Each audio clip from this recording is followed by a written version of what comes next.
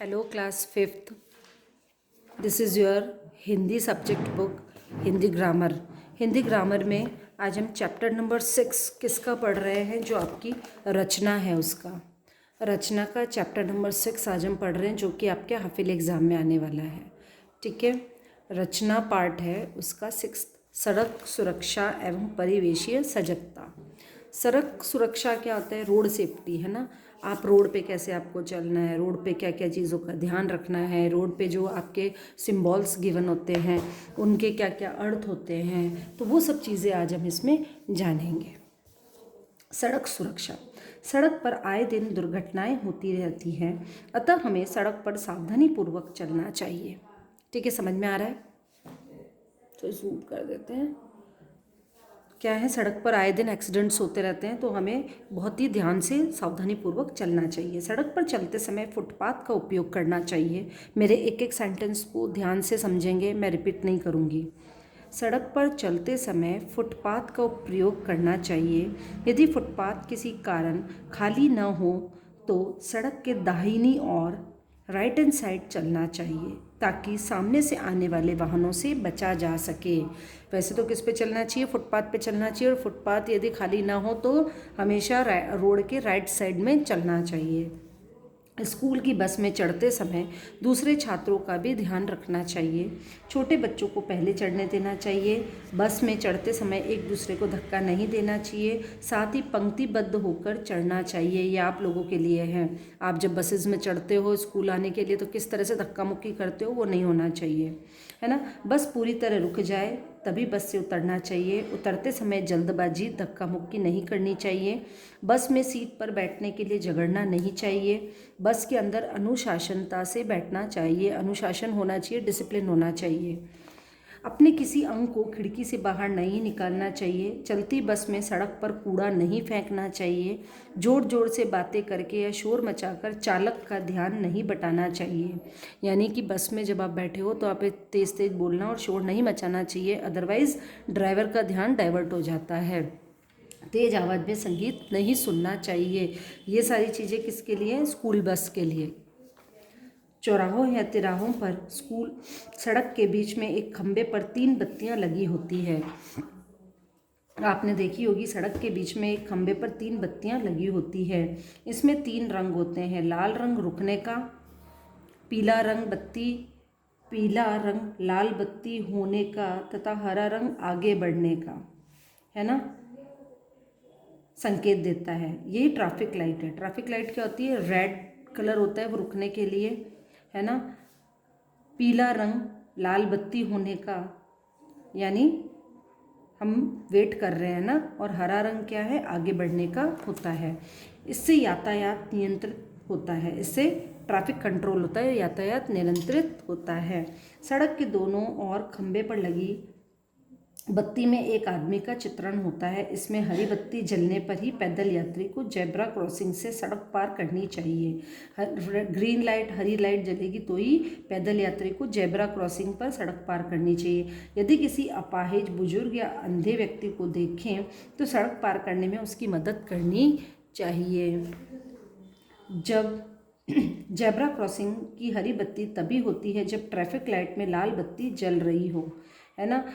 जब traffic light में red light जलेगी, लाल light जलेगी, यानी कि ट्रैफिक रुका हुआ है, तभी जेब्रा क्रॉसिंग की हरी बत्ती जलेगी, यानी जेब्रा क्रॉसिंग पे आप चल सकते हो और वाहनों का आवागमन बंद हो। सड़क पर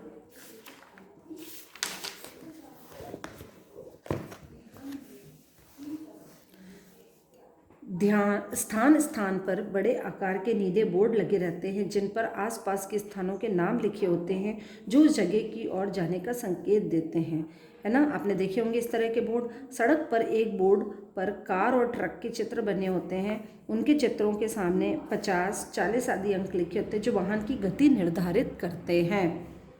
ये अंक स्थान स्थान के अनुसार बदल जाते हैं, अर्थात वाहनों की गति धीमी, गति सीमा कम या ज़्यादा हो सकती है। यातायात व्यवस्था में सुरक्षा की दृष्टि से सड़क पर सुरक्षित आवागमन के लिए बनाए गए चिन्ह व प्रतीक बहुत ही महत्वपूर्ण होते हैं। इन चिन्हों व प्रतीकों का अर्थ समझकर एवं सावधानीपूर्वक उनका पालन कर हम अपनी यात्रा सकुशल संपन्न कर सकते हैं। सड़क सुरक्षा से संबंधित अधिकांश नियम संकेतों एवं प्रतीकों के माध्यम से इसलिए प्रकट किए जाते हैं क्योंकि विभिन्न देशों की भाषाएं अलग अलग है। ऐसी दशा में वाहन चालकों को भाषा के माध्यम से नियमों को समझने में कठिनाई होती है। अभी जैसे कि हम इंडिया में हैं, इंडिया में जो सिंबल है, यहाँ मान लो अपने इंडिया में कोई बाहर से आउट ऑफ कंट्री से ना दूसरे देश से कोई व्यक्ति आया हुआ है तो उसको अपनी हिंदी समझ में नहीं आएगी, है ना। तो वो उन सिंबल्स को देख कर क्या समझ जाएगा कि क्या ट्रैफिक रूल क्या कहते हैं। सड़कों पर प्रवेश निषेध, हॉर्न प्रतिबंध, आगे विद्यालय है, पैदल यात्रा प्रतिबंधित है, गति अवरोधक, गति सीमा आदि के प्रतीक व चिन्ह पाए जाते हैं। ये समय व स्थिति के अनुसार सुरक्षा का संकेत देते हैं। पैदल यात्रा परिपथ को जेब्रा क्रॉसिंग भी कहते हैं क्योंकि जहाँ पर क्रॉसिंग होती है वहाँ पर ठीक वैसी ही धारीदार पट्टियाँ बनी हुई है जैसे पशु के शरीर पर बनी हुई होती है। अब है परिवेशीय सजगता। परिवेशीय सजगता से आशय हमारे आसपास की गतिविधियों एवं कार्यकलापों के प्रति जागरूकता एवं सतर्कता बरतने से है। इसके अंतर्गत सड़क सुरक्षा जैसे मुख्य विषय हैं। इसके अतिरिक्त नित्य जीवन में स्वयं से, परिवार से एवं समाज से संबंधित क्रियाकलाप भी आते हैं जिनका प्रभाव हमारे जीवन व समाज पर पड़ता है। अतः हमें अपने परिवेश के प्रति सजगता व जागरूकता रखनी चाहिए ताकि हमारा जीवन सुरक्षित व सुखद हो सके। ठीक है, अब ये देखो प्रश्नोत्तर।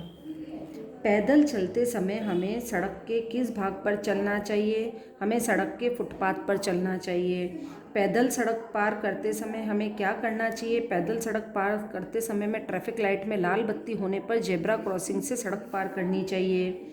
ट्रैफिक लाइट में कौन कौन से रंग होते हैं, उनके क्या संकेत हैं? ट्रैफिक लाइट में पीली, लाल, हरी रंग की बत्तियाँ होती है। पीली बत्ती लाल बत्ती के होने का संकेत देती है। लाल बत्ती होने पर वाहन रोकना पड़ता है और हरी बत्ती चालक को आगे बढ़ने का संकेत देती है। सड़क पर बनी सफ़ेद और काली धारियाँ पट्टियों को क्या कहते हैं, वह क्यों बनाई जाती है? सड़क पर बनी सफ़ेद व काली धारी पट्टियाँ को जेब्रा क्रॉसिंग कहते हैं। उसके ऊपर से पैदल यात्री सड़क पार करते हैं। सड़क की भाषा का ज्ञान से आप क्या समझते हैं? अपने शब्दों में लिखिए। सड़क की भाषा से आशय यातायात के नियमों का ज्ञान होने से है। सड़क पर अनेक संकेतक चिन्ह बने होते हैं, हमें उनके बारे में जानकारी होनी चाहिए, तभी हम सुरक्षित यात्रा कर सकते हैं। वाहनों में सीट बेल्ट क्यों आवश्यक है? क्या ये केवल वाहन चालक के लिए महत्वपूर्ण है या वाहन में सवार सभी व्यक्तियों के लिए? सीट बेल्ट दुर्घटना की स्थिति में वाहन चालक एवं सवारी को आगे की टक्कर होने से रोकती है। यह वाहन चालक व सवार सभी व्यक्तियों के लिए महत्वपूर्ण है। अगर किसी वाहन में आग लगी हुई दिखे तो आप किस संख्या पर डायल करेंगे? 101 पर, याद रखना है। सड़क पर अगर कोई व्यक्ति घायल दिखे तो आप किस संख्या पर डायल करेंगे? 108 पर। यदि आप किसी समस्या में फंसे हैं, आपको पुलिस की मदद चाहिए तो आप कौन सी संख्या आपको डायल करेंगे? 100 पर। यदि आप दुर्घटना स्थल पर हो, आपको क्या करना चाहिए? हमें पुलिस और एम्बुलेंस को सूचना देनी चाहिए तथा घायलों को प्राथमिक चिकित्सा करानी चाहिए। ट्रैफिक लाइट पर खड़े रहकर इंजन न बंद करने से क्या होता है? इंजन न बंद करने से इंजन की खपत बढ़ती है और वायु प्रदूषण भी होता है। इसलिए जब भी हम ट्रैफिक लाइट पर खड़े हुए हों तो हमें अपनी गाड़ी का इंजन बंद कर देना चाहिए। गाड़ी चलाते समय आगे की गाड़ी से कितनी दूरी रखनी चाहिए? आगे की गाड़ी व अपनी गाड़ी के बीच एक गाड़ी की दूरी रखनी चाहिए। गाड़ी चलाते समय मोबाइल फ़ोन पर बातें क्यों नहीं करनी चाहिए?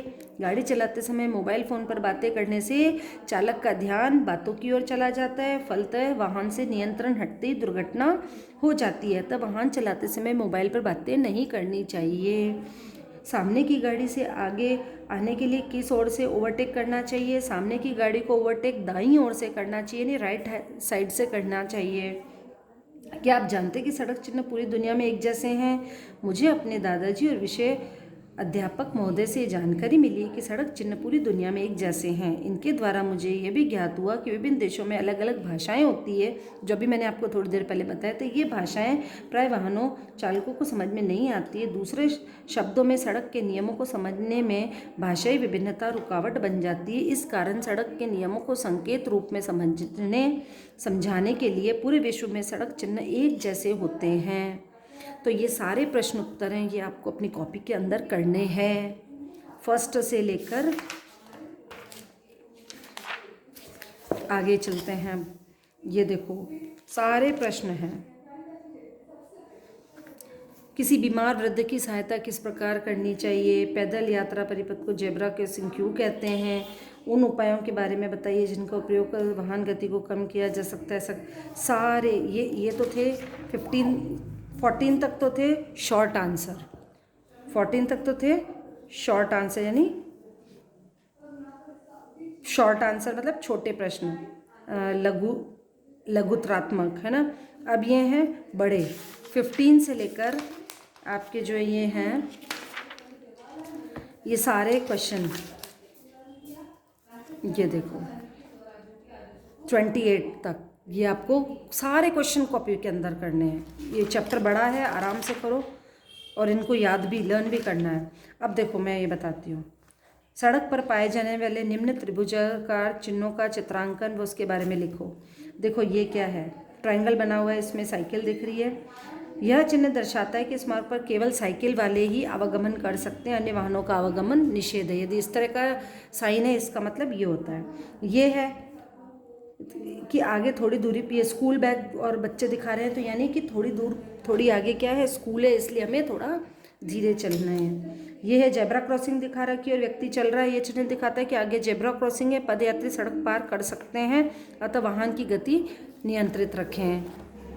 सड़क सुरक्षा में यातायात के चिन्हों को पहचानने का अभ्यास करें। सड़क के किनारे लगे बोर्ड को पर यातायात के विभिन्न चिन्ह और संकेत बने, उनमें से कुछ प्रमुख हैं। ये देखो ऐसे ये तीर लगा रखा है ना, और ऐसे क्रॉस कर रहा है, यानी कि प्रवेश निषेध, अंदर एंटर नहीं हो सकते हो। फिर है ये देखो हॉर्न पे क्रॉस मारा हुआ है, क्रॉस का मतलब है यहाँ पर हॉर्न नहीं बजा सकते हो, हॉर्न प्रतिबंधित। ये है बच्चे जा रहे हैं, स्कूल बैग तो आगे विद्यालय है। अब देखो पैदल चलता हुआ व्यक्ति है और एक क्रॉस मार रखा है, पैदल यात्रा प्रतिबंधित, आगे पैदल नहीं चल सकते हैं। ये है एक ऐसा बना के, ये देखो मेरी पेंसिल ऐसा बना रखा है, जंप टाइप बना रखा है, यानी गति अवरोधक। 50 लिखा हुआ, यानी गति सीमा 50 पर ही चल सकते हैं। निम्नलिखित यातायात चिन्हों को उनके सामने दिए गए कथनों से मिलान कीजिए। ये क्या है, प्रवेश निषेध, ये प्रवेश निषेध। ये क्या है,